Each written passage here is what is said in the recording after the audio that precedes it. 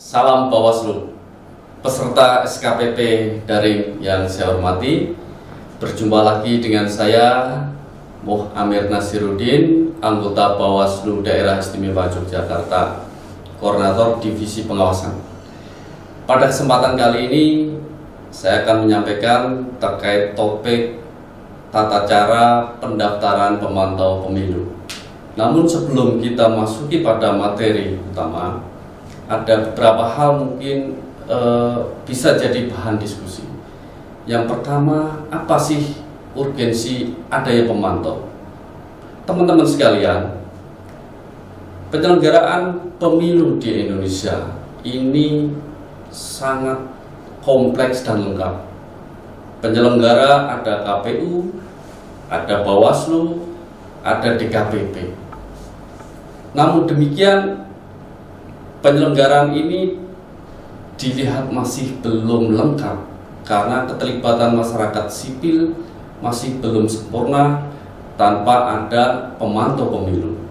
Nah, kedudukan pemantau pemilu ini cukup istimewa karena pemantau pemilu ini diatur secara khusus di dalam Undang-Undang 7 2017, di mana pemantau pemilu memiliki kedudukan untuk dapat melaporkan tindak pelanggaran bila terjadi dalam proses penyelenggaraan pemilu.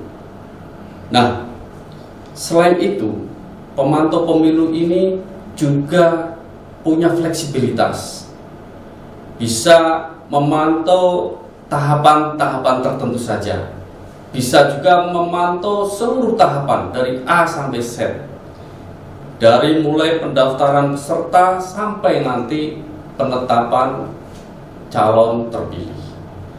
Nah, bisa juga pemantau hanya memilih tahapan tertentu, misalnya terkait kampanye atau terkait dana kampanye, atau hanya pada hari pemungutan suara saja. Nah, begitu pentingnya pemantau, maka di Undang-Undang 7 diatur secara khusus.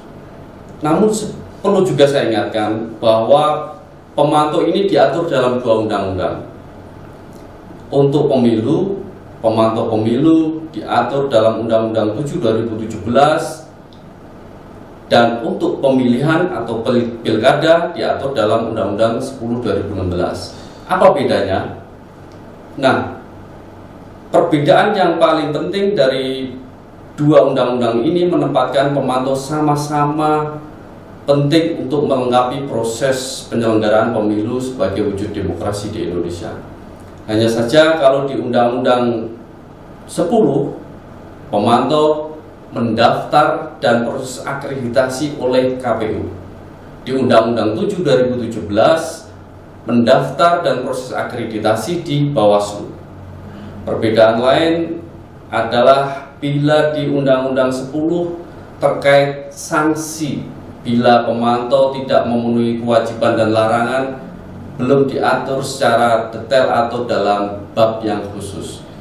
Kalau di Undang-Undang 7 2017, sanksi diatur secara tegas. Bila pemantau melanggar kewajiban dan larangan, dapat dicabut hak memantaunya atau dicabut akreditasinya oleh Bawaslu. Nah, lebih lanjut nanti dapat kita saksikan materi bagaimana tata cara dan akreditasi pemantau dalam pemilu. Cara pendaftaran akreditasi pemantau.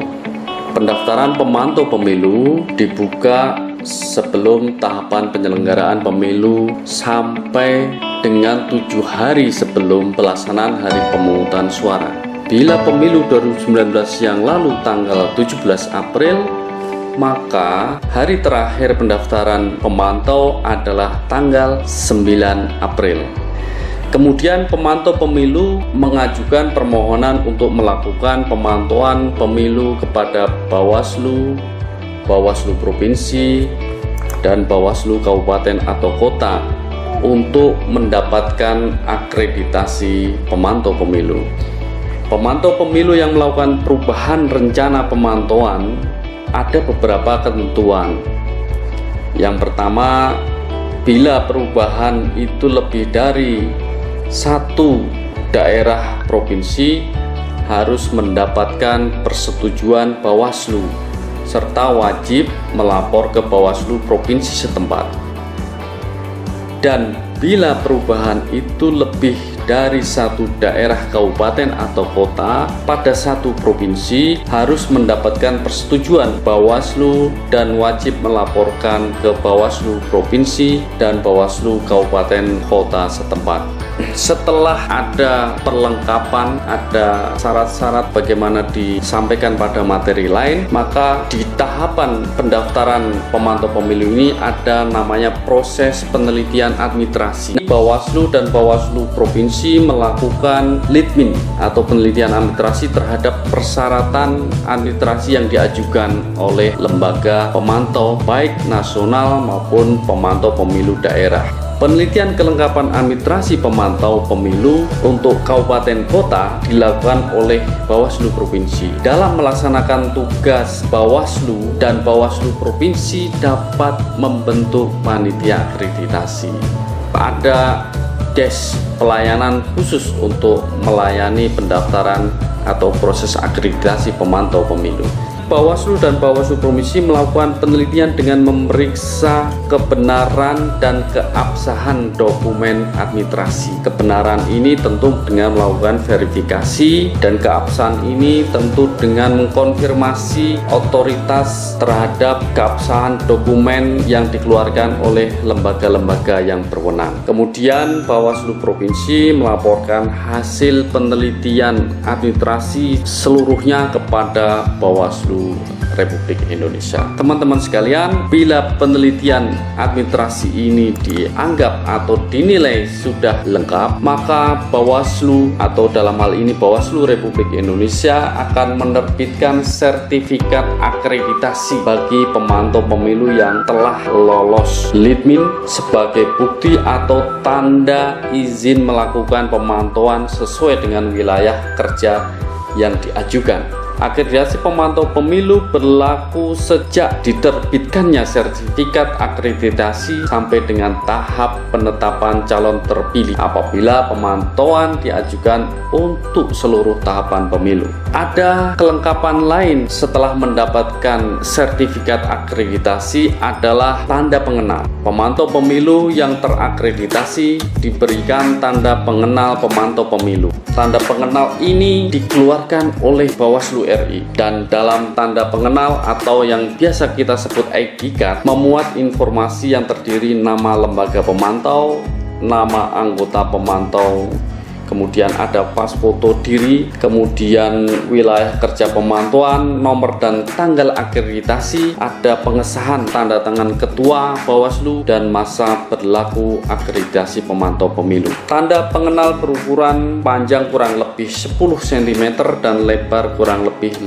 cm, berwarna dasar putih untuk pemantau pemilu dalam negeri, berwarna kuning untuk pemantau pemilu asing, dan biru untuk pemantau pemilu asing diplomat. Tanda pengenal ini wajib dikenakan dalam setiap kegiatan pemantauan pemilu. Nah, itu beberapa hal seluk-beluk terkait tata cara pendaftaran dan akreditasi pemantau pemilu melalui Bawaslu. Ya, demikian tadi teman-teman peserta SKPP daring pemaparan terkait materi tata cara pendaftaran pemantau pemilu. Kita berharap semakin banyak pemantau yang bisa mendaftar dengan kemudahan-kemudahan yang akan diberikan, dan dengan pemantau yang semakin banyak, maka kita berharap integritas dan kualitas pemilu dapat tercapai secara lebih cepat. Terima kasih, kurang lebihnya mohon maaf. Bersama rakyat, awasi pemilu, bersama Bawaslu, tegakkan keadilan pemilu.